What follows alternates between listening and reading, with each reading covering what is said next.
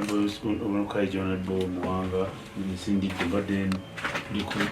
Afrobarometer ndimusoma ebirango n'ekigiramo kirala nti Parliament eyo demokrasia ezimu ku mbali zikola demokrasia mu South Africa mu nsi obundi ye Parliament tuli mu Parliament eyayisa budget egiweza president naddanga nagitusomera olunaku lwalukulu nnyo lwagisomera bamwangala wali makanzu gaabwe n'amataayi kaakati omuli yambala taayi myufu tutayiye myufu Muwanga sati yenjeru nti Muwanga kaakati batusomera budget ate president ati sintegere mugizeeyo ntegemu ebintu byange naye ng'essiga erimu erirungamya kwotakola demokrasia ye Parliament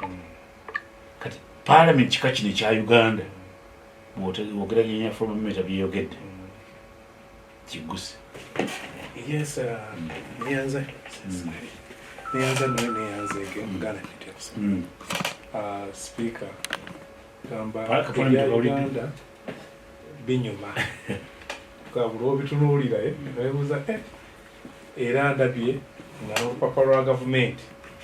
kirukedde nakyo bannange mulaba bwe kiba misinde tulina abakyaba kikomo ane silver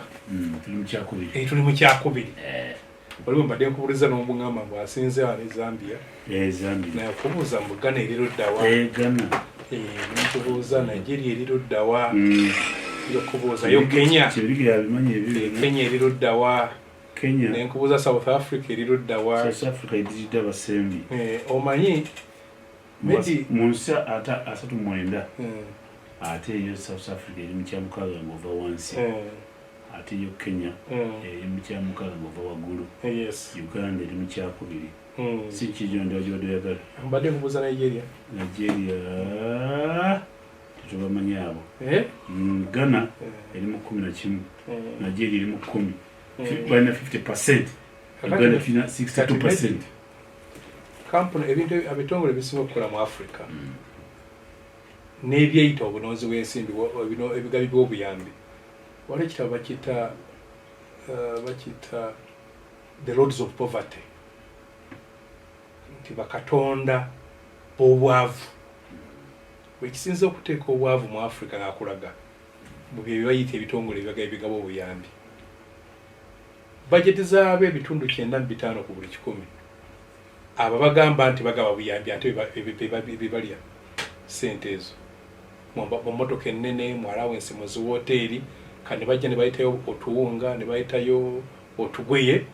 n'okuba mu ngalo kakati n'ebyo ebyo bitongole bikola zi proposal kakati mu mbeera lwaki kizerwa leero nga ku mulirwa ne Kenya bannayuganda abaddewo akavaaka lw'emyaka 2 nga baga namba mulimu okubbya ne wakiro olabako nti ono avaawo n'ajja bw'ati n'enziba n'okiraba ono nakkiriza n'olaba essiga eddamizo nga liyina amaanyi n'olaba kiki ng'obiraba naye ka n'olaba ng'olwaleero olunaku lw'enkeera abavuka bajja kuba basaba kati basaba Ruto akole ki agenda emyaka 2 n'ekitundu kakati ffe abamanyi gavumenti z'abannakyemalira medi nakugamba ekyo tubatusalaga nti gavumenti z'abannakyemalira zirina ebintu biringa 4-5 bakozesa kati for this purpose kibaita propaganda nti abantu okubaako kyobapika bakitegeere nti mba mulowooza tuli bijjo ate njogera n'omwami namusinga ekopeneeka nagamba nange nakuzira ebintu bikaye byaddayo ku Saturday eka nga bafumbye katunkuma kakati bw'aba muli abamujjulidde ekiro n'agamba enkoko eno ewoomye abaana be abaali beebase ne basituka emizinga lowooza taata nakayaza aparkinze enkoko n'abagamba nti abo oba oli akatunkuma nga leero Katonda gwatuwadde mulye nga awulira enkoko enkya bwe naaleeta enkoko owulira enkoko so kati ekyo kiri ku sayiki y'abannayuganda abalaba nti ebiri e Kenya ti abannakenya abeekyanze nga bali waddeko okusinga ffe bakooye omukulembeze w'emyaka 2 n'ekitundu nga ffe tulina tukunkumudde emyaka 4 ladde nkebera indicators zoyinza okulaba olupimo lwa demokrasia. Demokrasia olupimo lusooka bamukeberera ku kulonda okw'amazima n'obwenkanya. Akalulu ndoza kennasema okulaba nga abantu bagenze nnyo mu kkooti, petition zali mu 150 mu kkooti omwo, nga n'abalala abawera 2 baatidde kulinnyayo nti omulamuzi bayinza omugulirira n'ansalira omusango. Nti akolako n'ensala eziwerako 2 gundi zawandiikako omulamuzi Kanyehamba akulaga nti akalulu ka Uganda si kamazima na bwenkanya. Enyinga endala ey'okubiri kiwulabira nti ddala demokrasia mu kitundu ekyo mu nsi eyo mwali bagiyita political participation. Bannayuganda okwetaba mu byobufuzi mwe muli okulonda, mweyongula nga basobola okutuukirira nga ababakiikirira n'okuba nga bakkirizibwa okwekalakaasa. Wano bandidde badde bagamba ebiri Kenya tebisobola kuba wano, ffe tetusobola kkiriza abantu 5 okuyimirira ku kkubo. Tebatukkiriza kulonda betwagala ne betubalonda balangirira okuna. Tebatukkiriza kukolagana nabo, tubalabira wala ekisanja ekyo ekiwedde nga n'abamu baliko military yebakuuma tosobola kwogera nabo. Tebatukkiriza n'okwekalakaasa. Ennyinga ey'okusatu eddembe ly'obuntu, human rights. Mwe muli eddembe ly'obuntu ng'omuntu, eddembe ery'okweyagala, eddembe olw'okwetaba mu byobufuzi gye bayita freedom of assembly, n'eddembe eddala olwaleero nga bamaze n'okujja obadde olaba nga bannabyabufuzi yonna gye balaga era osanga emisanvu wantu ojja kukola kino, wantu ojja kukola waliwo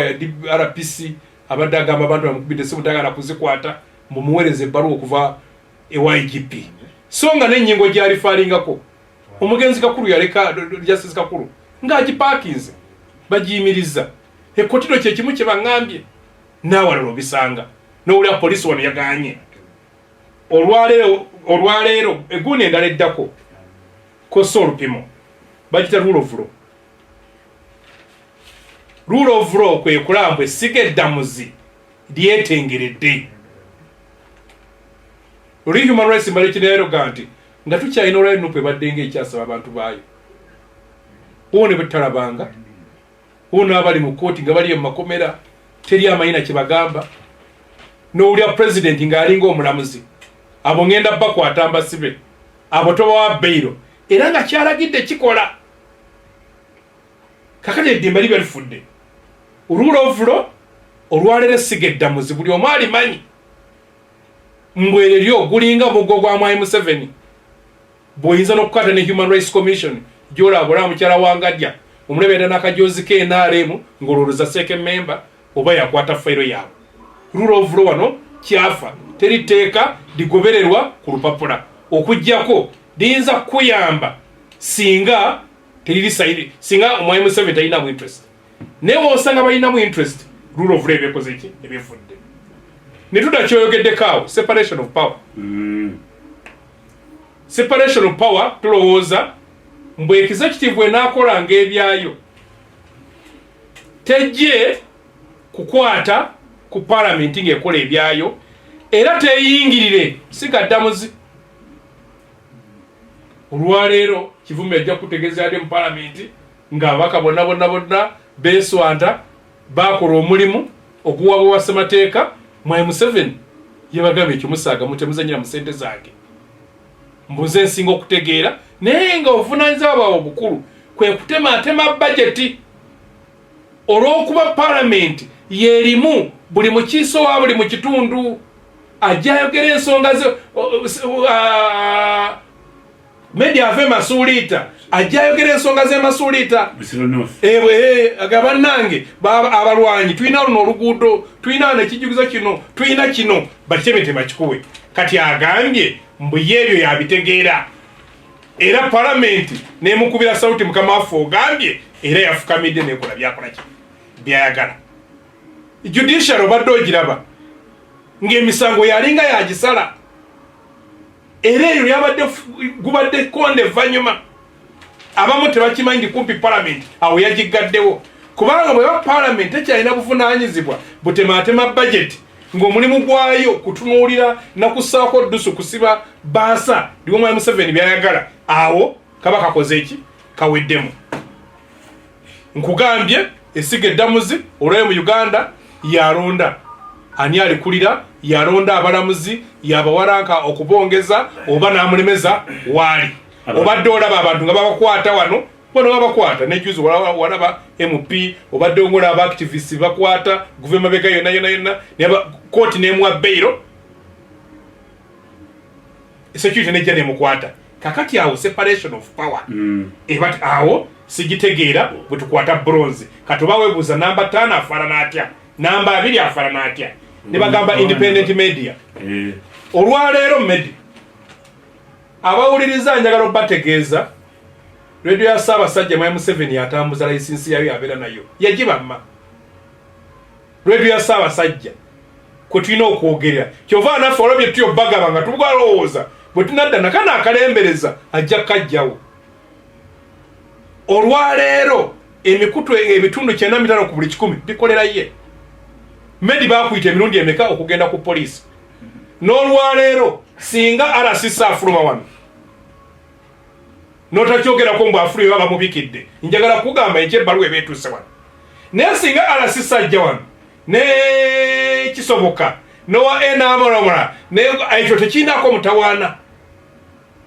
naye nga bw'ojja n'oleeta abasajja ba Kabaka ne tujja ne twogera ensonga ezizimba abantu babeene ekyo bw'oba toleese musajja ayogera Mwai Museveni mbwe ekibadde kikoze eki so nti ne wajjawo kye tuyita self censorship ebyo byonna obyogera NRM ate eyongedde obuganzi anti kati ndi mukulaga ndakugambye ennyingo emu gye balita propaganda ebimu nakyemalya byakozesa mulimu propaganda genagambye omusajja eyazzeeyo n'ayogera ndowooza ne ku mulirwana bwe yaddamuwulya naga ono omusajja yazze n'enkoko abantu bakola ki balya nkoko naye akatunkuma nga gwaliko kati ekiri wano katunkuma ekisembanizibwa kamukule bwe waliwo civil liberties yes parliament drive yekoze freedom of association transparency and accountability olwaleero gavumenti etuwembalirira entuufu etuwembalirira olwaleero corruption nabadde ensoma mbwe ekimu ku sente zebabagambye bano badde batedde sente mu kitongole ekimu ekigoberera corruption minisita n'abagamba temuteekayo sente kubanga ekitongole ekyo bekifulumya bituwa ekifaananyi kibi eri mikwano gyaffe eri twagala ekifaananyi anti balowooze ffe tetuli babbi naye akabondo kaki kababbi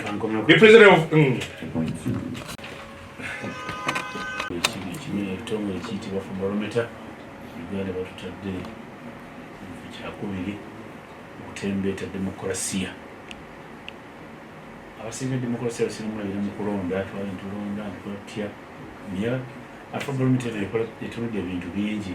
tuludde climate change embeera y'obudde tuludde obulyobulamu n'esimirwa kikano keekaaba kutte nnyo mulabiro akayitibwa akademokrasiya ate kuli kibanjiriza ku kino naye bagambye nti abaana ebimu ku biwayi ebimu ku birungo ebiraga demokrasiya ye parliament yayisa bali kutusomera ate ne bagiyita kulo n'agiyita ali n'agizaayo ate yagalamu ne bagiyisa ate batusomera separation of power kaija kimugende wa yes so mbadde maliza katono waliwo addanzugiza tategamba kati radio batayina license kasita nga kyotamanyi bwe batayina license tesobola genda kulopa ng'oli alina bwagisoowazizza kakati olina kyofiirwa kinene woone contract gyetayinza kusayinira kubanga tolina license nti ekyo oli aba akikugjeeko kakati obuwambe nabo radio yaffe bweriko meti waliwo ekintu kya independent institutions electoral commission yetengeredde akakiiko akalwanyisa enguzi wawuli omukyala Kamya bwe yagamba nti tutandike okutunulira abantu embeera zaabwe tubagambawo kasanga sente baziteeka wano so n'ebintu so n'olwekyo bw'otunuulira egyo emisingi oba empagi zebapimirako demokrasiya n'eryawuliriza tunuulira Uganda eriruddawa bw'eba yakubiri owokuna owokutaano owomukaaga yafaanana atya so wano wabaddewo ettooka eryagabanyiziddwa ne bagaffe tunyigire mukaawo abantu nga bali ku mukene nga bali ku ntula kati babagamba nti enkoko olowooza mba olya nkoko balisinza abayiza palamenti atagabayede mu palamenti naye sijja kuddamu omulama gwe medica kati kamutegeeza abatuliriza nti tulina ffe tugambira nti inna lillahi wa inna ilaihi rajiun yasiniga tozini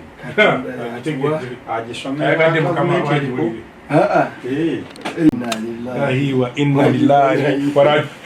sebo oli musajja musiraamu ddamu kasaba gitandika tutambulira wamu katino gankubuulire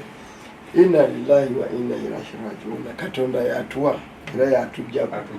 okukkiriza okwo katonda nti yatuwa Africa efaanana bweti soka kukyatuwa osoka gamba kitegeeza yatuwa ate yatujjako so kati kino olina okukkiriza nti kino Mukama Katonda kyeyatuwa ekyokujjako kireke anti yatujjako ebirungi era naye medi n'ebibi medi bebanga Uganda mwendi naawe muwangaalira nga yeyokubiri mu Africa mu kutembeeta demokrasiya olina gamba bugambi nti inna lillahi wa inna ilaihi rajiun kibirige wuyo mukulaze kibirige yebisomye kibirige ono afro si yawakida mulimu abalala abo newakida tali ye yawumulamu kennaku zino kyali mu afro barometer nagambe lino tooke amanyi bano obalekati baba bagisomedde Kampala si Johannesburg nakye bagisomedde ekikulu eggana si Ghana tebagisomedde Ghana bagisomedde walusimanya ku Afrika wane wa BMK omugenzi wekuteri yaffe kati we bagisomedde kubanga kati nkugambye nza n'okukoma kwekyo kweyo ensonga neŋŋamba nti abaana nga bali mu kooti masho manyi mu ebintu nga ne bwoba wasoma bikwasa ensonyi ne bwoba tewasoma ak'obuntu nga bikwasa ki ensonyi zembaga kwe bampita omugole n'afuluma nembuuza abazadde nembaga gwe mumpiseeko ono omwana ono afuluma ono wa myaka emeka nga setaaga kumala kumbuulira nino kibuuza nti koze ki kitegekwa namulaba nga ayinza okuba muto agamba yakona bukoli naye nkirekerera embaga negenda muki kati waliwo ebintu nga gwabisoma naawe obeera muffe kati ono yabisomye kibirige baba baki bangeye kitegeeza tuwangaalira ku lukalu lwe lumu singa yabadde avudde mu Alaska najja nga muzungu eyabisomye nandigambye nti tabitegeera naye eyasomye ebyo nti Afrika tugende mu demokrasi gwe tulina mu byangungu medi olwaleero teri kibiina kya byabufuzi okugjako nga kyaggwamu ensa kyebakkiriza ku kugenda mu byalo kubayo nkuŋŋaana kibiina ekyange ekya Nuupu kikulembera Bobi Wine Kyagulanyi Ssentamu buli lwe kigezezzaako okgenda okukola omulimu ogukiteesebwawo ng'ekibiina ky'ebyobufuzi bakiweze kitegeeza legal notice yaleka ebibiina ku headquarter ekyakola so kati tugambe nti because democracy tekitegeeza kubeerawo bibiina bya bufuzi kitegeeza bibiina bya bufuzi kubanga biri mu gye bayita democratic dispensation waliwo enkola etambulibwako enkuukutivu ey'ebibiina by'obufuzi bemukkirizamu kati weebiri naye ng'ate ebibiina byenfuzi si bye bikusookerwako mu democracy. Ekisookerwako ddembe ly'obuntu ery'okweyogerera. Waliwo bajja okugamba nti kakati Mwangi oyogedde bino byonna naye ogenda kudda eka. Ne bw'oba oyogedde naye olina ne freedom after speech. Era by'oyogedde bw'oyogera amazima n'oyogera amazima amakuutuufu nga bulola tasibidde mu kkooti ne bw'oba obaddewo NRM. N'olwekyo bebanga Uganda katugambe ku ddembe ly'obuntu ng'abaana baffe abavaayo kugambe ekibiina kya Nuupu tekikkirizibwa, simanyi oba ebirala bikkirizibwa, tekikkirizibwa kuseeseetuka kuva ku kitebe kyakyo kutambula ne kibiteekamu engatto ne kigenda kikunga abantu. Eyo y'ensi eri mu democracy. Medi otwogerera abaana ekwata ekyokubiri beiba ekwata ekyokubiri then ate endala zo ziri zitya. Mayinza okugamba Medi nti oli mugagga naye nga abakwetoolodde balina nsiisira naye gwe nga wazimbawo eyakiyu kimu ababajja okuyita naye oba mugagga. So tusooke twetegereze nti abaana baffe abagenda mu campaign Olivia Lutaya n'abalala betubanja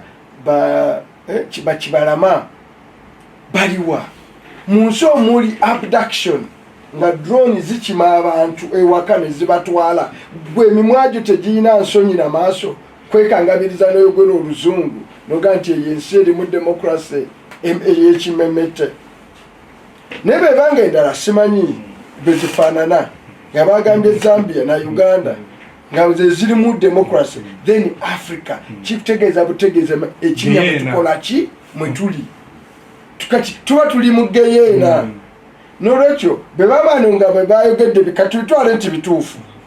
nze kasooke mbawe benefit of doubt tibebanoonyereza bino bye byabadde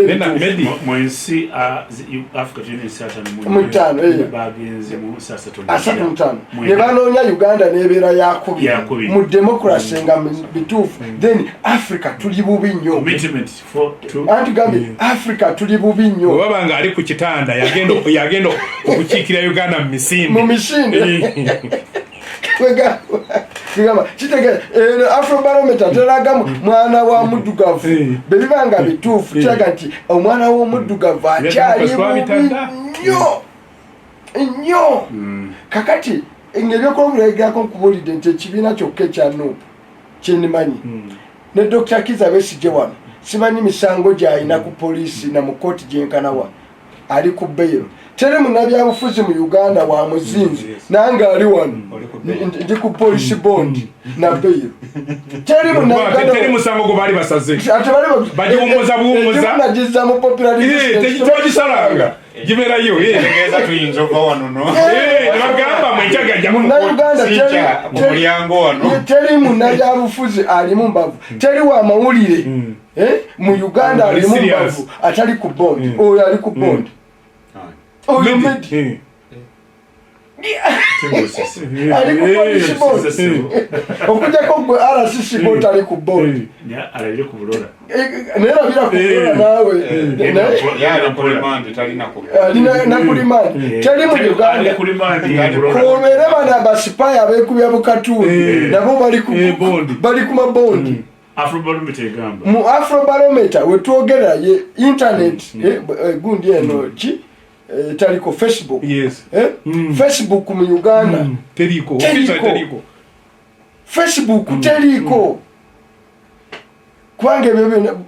koza abana bayite no ku VPN era tugikozanga abali wabweru wa Uganda tugikozanga abali wabweru tugikozanga ebweru ene y'omunda tugifuna era reporting nga ali France ali America ye network kw'osobola okubeera naye ne y'omu ggwanga akujjako kakati court martial we wali civilians abaana be bakutte Medi mu byalo gye tuli tulina abaana abaakubwa amasasi ne tubaziika misana mu byokulonda ebyaggwa. Nze wange nyinayo entaano eziwera 8 tuwe parliament wenjogerera n'ebito omanyi Medi mwegenderezenga embeera bano gye batamanyi ebintu ebinoomalayizingira nga naye muli bubi nga kawo njoma nabadde jo mukuzika Dr. Sentongo mufuti mubajje najja kamuyite mufuti utambala banga sheka mubajje netunulira abana adamu nengatyo nti obugunjufu ate bututuusa wano ng'omuntu gwe mumanyi timuvundu muzibu temwandi muwuliriza ne musobodde okutula wali lwakuba muli mukufiirwa mukuma obuntu bulamu ne mumutunulira naye nga yaze ne drone 5 yaze ne drone 5 Hajat Sengenda abadanga yabadde yabalina abasirikale nga 8 Hajat Sengenda abadde azokya agenti mbiyalabye Seeka Mubajje ngalika wenanga ki ono yakama Allah kakati oyo asogaga nti obusiraamu ne butambala nabadde ne wagenze yotya kati medi kyova wano waffe n'okukanya obukanya ku by'obukulembeze abantu ba suppress Buganda yagala federo naye mu mbeera yaga nti katugira tugumiikiza bino katubimba amaki amazi tubeerewo nolwekyo tosobola kugamba ne weekangabiriza noga nti Uganda democracy wakimeme wetwogerera amazima gali nti tuli mu military rule zino zonna institutions z'olaba parliament mwetuli tuzibeeramu nze kyova ngamba abantu tuzibeeramu kuwa kifaananyi bazungu nti waliwo democracy era Museveni ne bujja nga kyaga kyendale mu ngeri nti eri popular n'agenda mu bululu n'akizuula n'agenda mu bululu Museveni emulaga tisenga balonda leero ababaka bonna abajja okuwangula ba NRM abbirayo aba opposition ne babira 10 ne bagenda mu nze nkubulidde n'akola research bulungi n'amanya teri opposition agenda kuwangula kyovoola bamedi mu bululu abamu waliwo ne bawa ku ssente bamuvuganye abbirayo 10 luno lwetwagenda mu Kayuba nga opposition tegenze yafunayo obuyuba bwe bwokigerera kati bambasada kyovula abantu bangi abesimbawo mu bibiina by'obufuzi bamala abasibe ba minisita akuvuganya omuwotase mwanyinaze wano naye omutegedde bwe yava mu bululu n'agwa yafuuka ki minisita kakati sitololence nti ayagala nnyo abamuvuganya nedda kuwa kifaananyi bazungu ti wano waliwo democracy zino alipooti z'abano ngambye nti nze njagala gitwala nti ntuufu twogere ku lukalo kwe tuga nti bebanga ye ntuufu then abalala abali mu asatu bali batya ati ngendayo nti bebanga eno lipooti ntuufu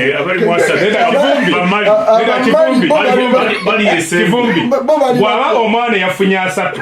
mu luzungu ne mu kubala 2 ne mu SST 15 ne mu science nga wakubiri kati yasembye yafunye maximum so the big story actually njagala mba president bano bagayi babadde batuufu nnyo mbatende okunoonyereza nakati Africa beba bwetyo bwefaanana kyova kugambe n'ebigambo byange ebitagamba nti Katonda yatuwa inna lillahi wa inna ilaihi raji'un kuba kukungubaga sebakungubaga okuwedde emiki emine kuba kusoomooza bonna abalimu embavu titusaanidde tukolere wamu forces kyova ebiri Kenya si nze siri muwagezi nnyo wa Raila yantama Raila yakonya I've never been a fan of Raila yakonya demokrasi wa Kenya lwaba babugumanga abayiwako omuliro lekulutovaa bino bitambula bamulese bali kuba ye buli kiseera ne batuka ku mukulembeze ne batesa ne bikakkana Kenya nagikumirawo naye kitukakatako senga ne kiba kusonda kasente kati abaana abali e Kenya okubawaayo akantu abayinamu Sudani no saka tutubawe bagende bekalakasi naye movement yetaga support airtime moral and to agree forces of change never ziri wantu wonna tusobole okusitula maxi ezebifo bino kubanga afunye 15 baba wakubiri Kenya efuuke eyokubiri kugamba omutindo nafe bagibayambe ku Uganda omutindo oba owokubiri bwakyafaanana ngaffe then wano medi ekikyatufuga mundu Kenya teriyo munsi eno ekikyatufuga ki mundu era kyovulaba kati mwabagamba Mukebi kimundu olowooza nti yawandiseyo ekitabo yawandiseyo ekitabo Muhoozi Kayinda Lugaba wadde speech emu noga nti gyembuliddeyo eyo pulezidenti wange embavu azijjawo okujjako kubanga busibira mu bbwa so anigambye Afrobarometer bemutyo bwe muba bwe mutandika nga n'amagye bagakyusakyusa bategeko leero mbadde ntunula wano mu New Vision ye mu Medi nze manyi waliwo ebintu ebinsanyusa okitegedde binsanyusa olaba peegi eno eyokubiri n'eyokusatu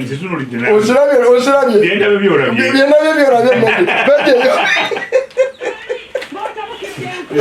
peegi eyo mama yayaniriza bambasada mu buyinza eri omutabani naye alina gwayaniriza komyose edakiika ziri musanvu Medi badde ogamba democracy kubanga bano omusajja omu democracy ategeeza zijja kunyonyola ono wa government of the people by the people to the people etwabikwate ebyo abasinga babimanyi twakwate government of the people for the people by the people kitegeeza nti gavumenti ebeerawo ku lw'abantu ng'abantu bebagiteddewo ng'ekolera abantu bebagulisa naye democracy omusajja yamunnyonnyola obulungi yali Michael Kuma yali gavana wa New York nti ekimu ekisinga mu democracy kyaba alina omukisa okukwata omuzindaalo boogera ebyo byaba batalina mukisa akwata muzindaalo nze alina omuzindaalo ku CBS buli lwakusatu oyogera ebyo ebyaba batalina mukisa kujja ku CBS ye musajja oli ali gavana yeri Michael Kuma agamba ate democracy speaker wa gundi nati saninga nti kitegeeza democracy mu bimpimpi kitegeeza abantu okubeera n'eddembe lyabwe eryebwe bange kitegeeza okubeerawo ssemateeka omuzibe bakwata ow'amaanyi bakwata omunafu ng'olwalibulaba mu America nti ne Trump with due respect abadde awozesebwa mu kooti era omulamuzi owa bulijjo yamusalidde omusango ku high level court n'amusalira omusango naye ng'alina n'eddembe Trump naye okwekubira enduulu Supreme Court erabe yeekubidde ebyo bw'oba obulya ekyokusatu mubeera abantu nga balina eddembe lyabwe ery'obwebange okwogera n'okuwulirizibwa kuba ekyokwogera tekimala kyokka naye nga bw'oyogera abo bali mu bukulembeze bakuwuliriza ekyokusatu ensi erimu accountability nga accountability etandikira mu bakulembeze okwewozaako buli bbanga eggere baddemu basabye bannayuganda bannansi babongere okubafuga kakati ebyo Afrobarometer oba bwe mugenda mu campaign kitegeeza mbooko kitegeeza magye Medi ensi erimu democracy genda oyite ku nkulungo za Kampala zonna olwaleero olabe democracy waliwo ebimotoka ebikambwe waliwo ensi erimu democracy natuse okulaba ng'enguudo ezaffe eza Uganda aba traffic natandise okulaba kaba redito no kati that's what you take it to be ng'aba traffic osangako owa redito kitegeeza n'omupoliisi mu Uganda naye yeetagako military police okumulambula okumukuuma n'okumubezaawo kati ensi erimu democracy omunafu ng'alina ekibanja kye mu kyalo ow'amaanyi tajja n'akimuggyako nga talina gwakubira nanduulu kakati eyo ye democracy kati ekyabadde mu parliament manyi okyagala ekyo kya bununuzi bwa parliament kuba nti NRM yeyongedde amaanyi NRM ekweyongera amaanyi jakimala bagala referendum today mu mugendo bazoole abantu abogere byo bazole tebama anti kati obuzibu bwe bayina abantu mulimu n'abatamanyi kitegedde abo abantu abagamba tudde mu movement first of all kirowooza nti bituufu kati movement yavaawo ddi amedi njaga nkubuuza movement yavaawo ddi twagenda ddi mu kalulu ka referendum 2005 omwana ow'emyaka 19 yali simuzaale kitegedde omwana ow'emyaka 10 ayina emyaka 3 kati mbuulirayo abamanyi movement wano individual merit ekipolo nga population yakulaze omanyi mulimu ebintu bye baleeta beka naye bana abanoonyereza balooza bintu bye bagenda obitwalira basiru nga population yakulaze kibannayuganda abasinga obungi bali wansi wa myaka 17 bamanyi movement no bali bagibaddeko nayo nkubuulira omanyi badde njagala nkubuulire mu kita silabasi wageri kakati njagala nze silabasi kyo muli movement omanyi mulimu abanoonyeza ne balowooza nti bannayuganda basiru otubuulidde nti population esinga eri wansi wa myaka 35 emyaka 35 omwana w'emyaka 35 movement yagenda okuvaho ng'alina emyaka nga 7 yembala entuufu kakati gofulumya research ega nti tudde mu individual merit abo babuuziza ba RDC nokyo mulimu abantu abanoonyereza nogambe kati ono professor yategedde nti ne population census yafulumye ng'olobira ddala nti yagikoze eki yafulumiza research aliko akatuli ku mutwe parliament kakati ekyo nkikumalidde ekya movement nti banabagala kudde mu movement abakoye ebibiina abantu bamanyi movement kati medi nze nkubuulira abantu bamanyi movement bamanyi nupu bamanyi NRM bagimanyi kuba weeri naye abamanyi movement system tebakyaliwo bayithawe kati yankulire abasajja abakulu abayinkana mu 7 emyaka gye mu Uganda tebabeera 15,000 oba ekyo tokimanyi abasajja abakulu abayinkana mu 7 mu Uganda tebabeera mu 15,000 abasajja abakulu genda owulirize abayinkana mu 7 abamanyi Museveni nga balina birthday emu emyaka 5 nga bazaalibwa mu myaka 5 naye tebaweramu 10,000 era bakuyita kati ennaku zino yafuna Moses Ali kyaliwe twalyako bye twalya Museveni abantu be beyenkana nabo emyaka tebaweramu 10,000 ekimande buli kyato kimanyi genda tunulire ebyubosi byalese abasajja abakulu tibaliyo kakati abantu abamanye ebyeruwe olwa ne boyogera ku byeruwe omwana womede mugambe tebawera district ye madi abaana be bagamba luweero twalige manyife twali kadogo kati gwe n'abakadogo olwo bali babimanyi bolowooza bamanyi palaso alin skin tempere bamanyi nkudi n'olulimi lwakyuse tebyogera n'olwekyo bano abakola bino ne babibuuliriza bo balowooza nti ffenna kakati ekya palamenti kya bununuzi ebimu ku badde bimenya palamenti nze omanyi mbadde mu budget committee era bw'osoma ripooti yange ey'omwaka ogwaggwa nga nkyali shadow minister ebimu binamulugunyako yali reallocation eyo kati bibadde bimenya palamenti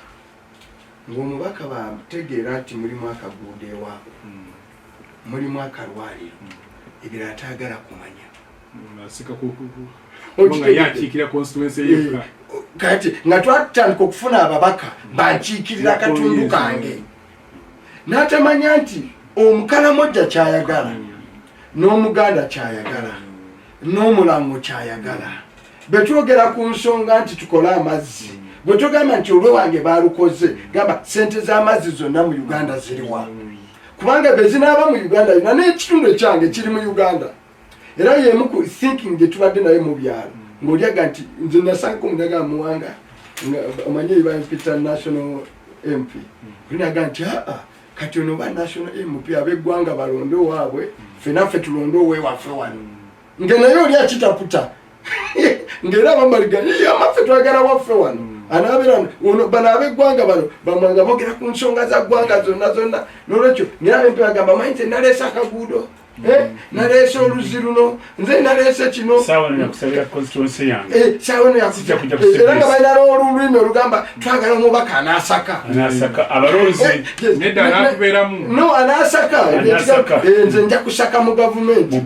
mu mpaakalulu omanyi nze nja okusaka mu gavumenti kakati ababaka banaaba nga tebakyasobola kuleeta nzizi ngenda kunyeenya Museveni tajja kudde kubagamba nti mumpa ababaka abange Museveni tajja kuddeyo kugamba bantu ti mumpa ababaka abange singa bino ebyane omubaka n'aleeta oluzi bivaawo abantu bagenda kutamba noonya ababaka abaana ababeererawo ku nsonga z'eggwanga ne bazinywererako kakati nandi nkubulidde abaana ababeerera naye kati ne musajja ate agamba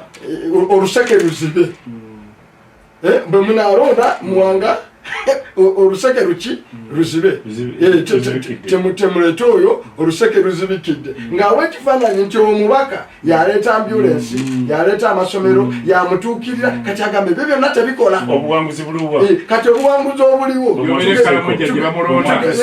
tugenda kuddamu tufune palamenti ng'obwo obusongasonga tebujja so ng'obusongasonga nze mbadde nabo ng'oli olumugamba tibakuteereddemu akalwaliro ne ripooti ya budget yonna tagisoma ogenda okugaa nti abange tulwanirire ezaaloko tulwanirize eza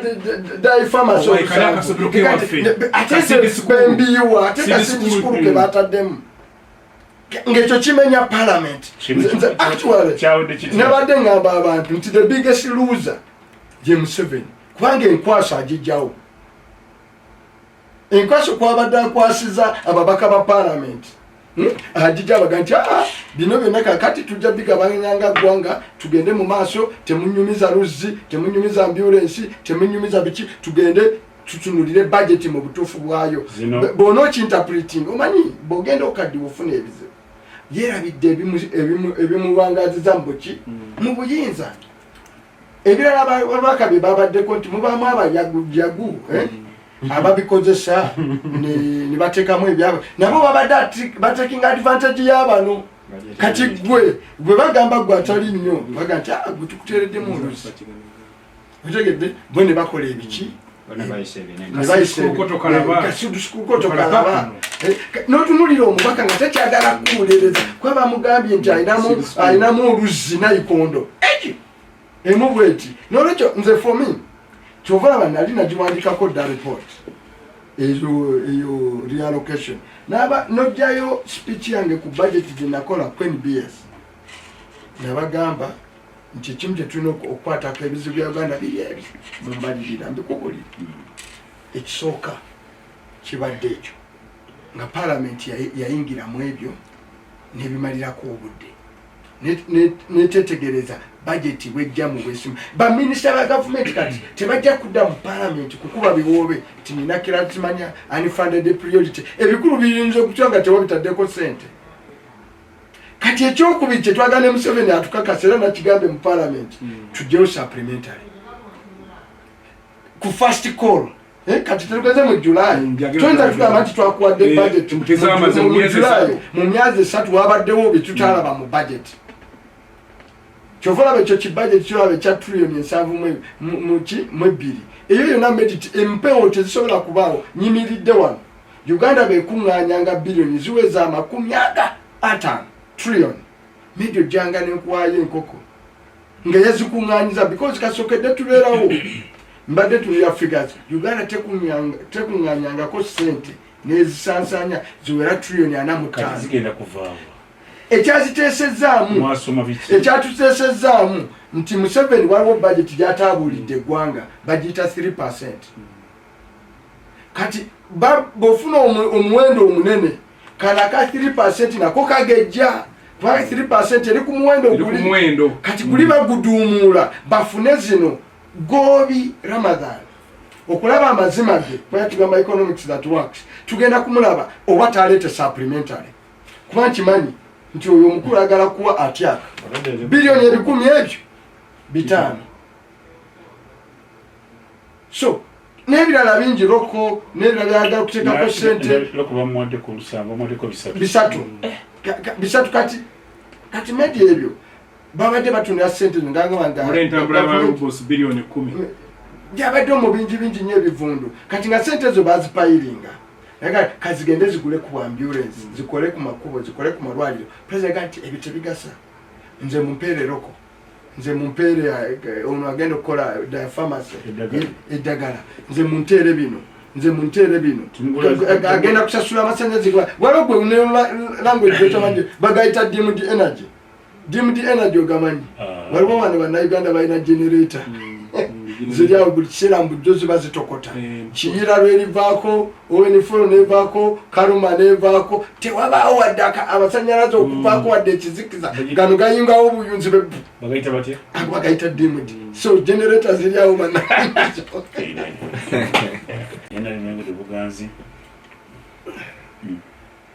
bonna abali wano ndowooza badde ngome gye bali naye afrobarometer abantu abakoze research ono bantu babi nnyo baagala okufaananako omusomesa omu eyansomesa mu primary emu eri ewammwe yeruweero naye ng'alina omwana mu kibiina nga basala ebwebwa omwana asooka yafubanga nnyo omwana we ne abeera asooka nga ne bw'oba obadde olwanya ennyo atiisiti okwata ekyokubiri nalowoozezza ku komponenti gye baataddeko mu Africa twandibanga twabadde bakwata kisooka ekigambo kikoteganya ne demokrasiya kaakati bw'otunuulira biki ebyazze twagala tubitunuulire mu bujjuvu bwabyo nti abakozesa tuulu eno okutuuka tuulu we yajjira bannabyabufuzi oba abakulembeze abaakwatanga emizindaalo okugamba nti boogerera bantu nga ababaddamu balina ebibalo bitono nnyo okusobola okukakasa abantu nti beboogera biki nti beboogera bituufu nga bwe baba nga batandise okugeza bwe nkuwa ekyokulabirako ng'ekiri mu nsi ey'e Kenya ba generation Z n'obagamba nti eggwanga lyonna ligaanyi finance bill ng'e Kenya naye nga statistics oba ebibalo by'oleeta okukakasa omuntu nti ddala eggwanga lyonna lyogedde bitono bungi eyo olwampeereza message wemakere tusoma linnya lyenkuwadde tusobola n'omusoma tasobola linnya lye nsoma biri mu luzungu agendereza nsereko mbawulira wano bakoze research agamba honorable Muwanga new vision misconstrued the findings as depicted from the heading. The finding was Uganda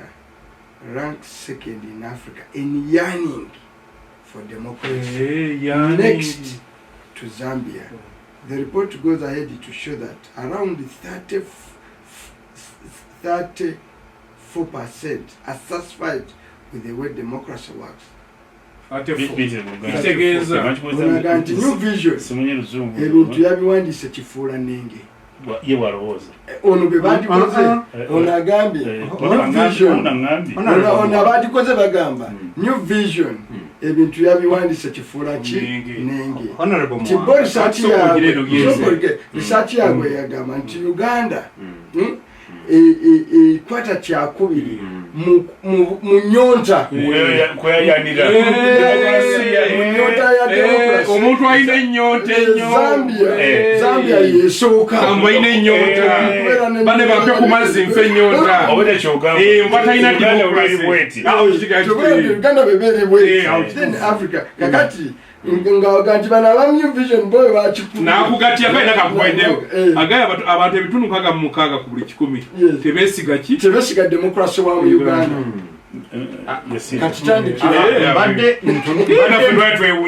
mbadde ntunuulira lipooti eno ne nkugamba nti eriyo abaana be twasomanga nabo nga subjects ziba nnyingi naye ng'eriyo gya performingamu. Omuntu eyakubye omutwe guno yagambye nti commitment to democracy. Yakozesezza ekigambo commitment n'akikwekayo bukwesi nti kuba obwagazi bw'okukiteekesaawo ye commitment kyekimwera nti erina obwagazi kuba ezimu ku pillars ennya gavumenti eno kweyimirira democracy nedda anti oyo omukugu n'oli honorable Mwangale Kankulage abantu abakuba amawulire gali bw'otalisoma lyonna n'osoma omutwe oti ogenda omaliriza nga tolitegedde wakubira commitment n'ono agamba yearning ono yagamba yearning naye oli agambye commitment to democracy. Gundi subjects ze batunuddemu zaabadde nnyingi omuli obuli bw'enguzi omuli climate change omuli demokrasiya ebyobulamu n'ebyenjigiriza naye olw'akaseera ke tulimu bannamawulire ne banoonyayo kiki kuba tutuusa ebyobufuzi bannabyabufuzi baawano ekimu ku kisinga okuboonoona ne balowooza nti eggwanga oba teririimu demokrasiya kwe kutuuka olowooza ku demokrasiya ku ssaawa ez'okulonda ki zokka nti kati otandise okuwulira bangi batandise wano negwanyiza wano negwanyiza ki negwanyiza wano naye nga demokrasiya bwe tuba tumutunuulire as a whole yonna nga full package bwe yandikoze eki manyi nze nalemererwa okukkiriza nti demokrasiya kyekintu abazungu kye bansomesa nti government by the people for the people ebyo nze nalowooza nti omuntu olina kuginnyonnyola oba okugitegeera obulungi demokrasiya yenfuga esobola okugiyisa buli muntu oba abadde ayagala oba tayagala naye ng'ajja mu kitundu mwali kuba sigamba nti bw'oba olina demokrasiya ndeekaanira olwo demokrasiya lwakolaki lwaliwo naye osobola okujja mu kitundu mwakolaki mwoli kaakati ntunuulidde ebintu ebiwerako bye baatunuulidde nga balaba kiki ekyetaagisa Uganda kyerina era tubadde twogera wano Honorable Mwanga n'agamba gundi ali ku bondi n'oli ali ku bondi ne ng'akati nno bano balina n'omukisa eriyo abali eyo nga bo bazigula bano bakulembeze nozigula tebazigula naye eriyo abali eyo nga bo nozigula bakola ki nti bagulangule naye ono eyafuna omukisa ndowoozeza agenda gamba mwana wattu olw'okuba guno lino lyeddembe lyange lye nayina okufuna yensonga lwaki ndi bweru ndi ku muzindaalo nga ndi ku ki nga ndi ku bondi bannayuganda wano bapoliticians be tulina balowooza demokrasiya kwe kugamba President Museveni nti owaaye tuteese ku ŋŋendayo gwosobola okutuula ne bali abagamba nti owaaye mujje tuteese nga tuteesa bye tukola ki byeŋŋenda they come with a predetermined position nti tujja okuteesa naye tuteesa ku ki tuteesa ku kino tetulina kukola ki kukyusa goalposts demokrasiya ndowooza alimu okuwuliziganya era bw'oba omugattagatta ne bano fe abamu twatudde ne tugamba pulezidenti yeekobanye ne Muwanga Kivumbi n'asoma lipooti ye ku luno n'akomyawo bajeti bwe twalowoozezza nno kuba bwe yafuluma n'egenda anti kati ye demokrasiya gwagaba bali bayinza obba tebaakoze gavumenti eyinza obba omuzinzi mweguli eyagala bituukiriza naye nga bingi ebikyakola ki bakulaze nti eyinza obbeeta eyagala the commitment is there naye ng'okugiteekesa mu nkola eyinza obba lwetakola ki lwetatukaye new vision abasinga abajja omusomo teyabadde nti ekulaga nti fe abasinga anti bannannyini bakutegeezezza enyingo gyenagambye eya propaganda Honorable Kaija bwe tuba tusoma ebintu bino njagala tusomenga abasoma bayibuli ffenna tugenda kuba tutegeera ekintu kyekimu nga bw'ogisomye wano neggulu na buli bw'okwata olupapula olwalinaye kennyini commitment alayika abadde akibuuse ng'awulidde mudama kwe tukola ki kwe tulinga olupapula terumuli mu ngalo alufuna alusome bano kye bakolaze mbadde nkulaga nti mmwe abalowooza nti teriiwo gavumenti nga yo egyetaaga era okugiteekesa mu nkola ekyetaaga naye buyinza obba obusobozi obubiteekesa mu nkola byonna bannayuganda babe nga bagifuna obujjuvu nga we butannakola ki. yasinindidde agamba nti ng'ogyeko Zambia okwagala kubanga erina demokolasiya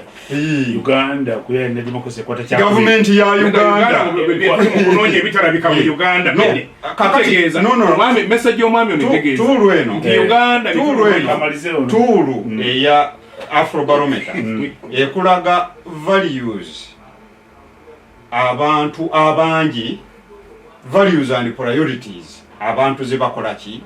ze beetaaga Afrobarometer nga ne gavumenti ezaazo mu bitundu gye ziri performance yaazo ku bintu ebyo kati yono yakulaze nti eyagalira ddala kuba gavumenti bwebanga demokrasi y'abantu abantu baagalira ki baagalira ddala naye commitment bwe baweeri n'okutuuka etuuse eyinza oba ekyakola ki ekyabulamu anti bweba ekulaga sekendi kyekikola kikyo nenkulaga bw'otunuulira kino ekyagudde ku bano ba Honorable Muwanga okudda mu parliament wano bwe babanga bayingidde parliament manifesto gye bayimplementinga manifesto ya NRM kino ekyabaguddeko okuzza etteeka nze nsese na busese neŋŋamba Honorable Muwanga agambye nti President Museveni kati yeevuddemu ku luno yeekoze eki yeekubye omupiira naye bw'aba yeekubye omupiira kagwekube nga kufe ye custodian waki wa manifesto implementation mu kibiina kya National Resistance Movement ekifuga eggwanga lino nti priorities ez'abantu ze beetaaga tuyinza okuba Honorable Muwanga ojja kunjulira amasomero gazimbibwa seed schools ennyingi ennyo mu magombolola ag'enjawulo nsaba owulirize njagala tuwuliziganye ffenna ezo ezazimbibwa are they fully functional bwe ziba teziri fully functional kikugasa ki okudduka gwe omubaka abadde ayagala obwagazi olw'okuba nawe bagenda kuzimbira seed school mu ggombolola eriwo nga neebadde ezimbiddwa waddako tennagendamu bikozesebwa pulezidenti wabagambye nti abantu bano ababadde beeyagaliza pulezidenti bwe yali awandiika ku nsonga y'amabaati yagamba nti ensonga ezimu ziba busiiwuufu bwa mpisa na politics of populism kakati abamu ku bootugamba babaddeyo abatawulwa bibiina kuba obukiiko buno tebutuulwako bantu ba kibiina kimu ng'olugamba nti bannange nze munteereyo kano tafa kuba awalala kati pulezidenti bw'abanga atunudde n'agamba nti bannange ku manifesto gye bankwasa bannayuganda bakyamanja bingi mulongooseemuko mulabe nti neewalala wakola ki wafunika mubadde mwogera ku kampani ya Rock okuweebwa ssente neŋŋamba Honorable Muwanga biki bye tufunamu nga kampani eyo eri revitalized bingi singa eba ekoze byeyina okukola ki byebeyina okukola era decision mu abagiteekinga okuba nti gavumenti egikola ki egitwala ng'eweddemu nti egizeemu anti kati mwe kennyini mu abagisalirawo kati kitegeeza bweba tennatuuka ku mutindo bannayuganda mwe balina gifuniramu nabyeyina kukola bukyali buvunaanyizibwa bwammwe okulaba nti ekola ki nti etuuka otherwise bwe mutunuulira wowe tutambudde ebirala byonna munnayuganda eno ripooti agitunuulire ng'agitunuulira nga yonna nga tagitunuulirako kantu ka demokulasiya kokka lwaki ke kasosowaazibwayo bannamawulire balabye nga kekaliko gundi naye tulina ebyenjigiriza tulina corruption olwaleero akutta akati nga olaba embooka edduka buli wamu buli omu ali ku bunkenke nti wipu etandise ovuga ebyo byandibadde bikoze eki bikoze nnyo amawulire naye olw'okuba byebibadde mbantu ennyo ne batunuulira nga ne bajeti ekomyewo egambibwa yalimu obulyake ne gundi kuba bwogenda ku lulimi pulezidenti lwe yakozesezza yayise abamu abalyake kitegeeza eyo nayo sikowa yo yamaze ogikola ki okugikola okutunuulira ku Honorable kye mwabaddeko nze njagala kubayuzaayoza mwebali kuwulira mulanga gwa His Excellency naye yeebali kuwuliriza mmwe abatonotono abamutiipinga ne bamugamba owaayi yadde nnezze naye mulimu obukoze eki mulimu obulumidde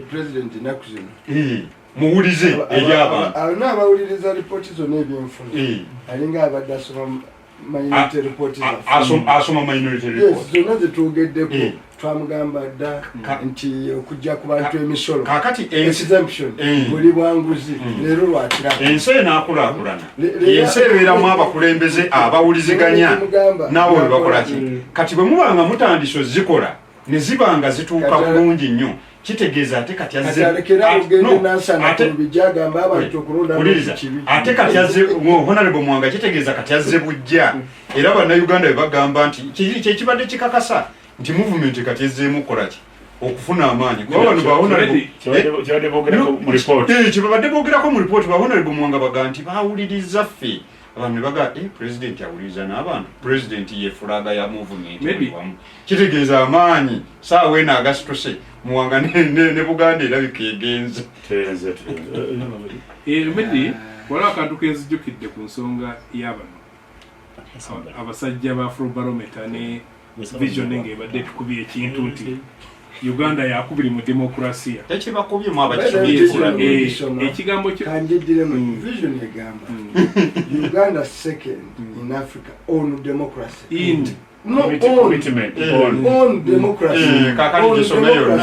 kati bwoba okitaputa kati yewe kyakubulidde kuki mukuyaya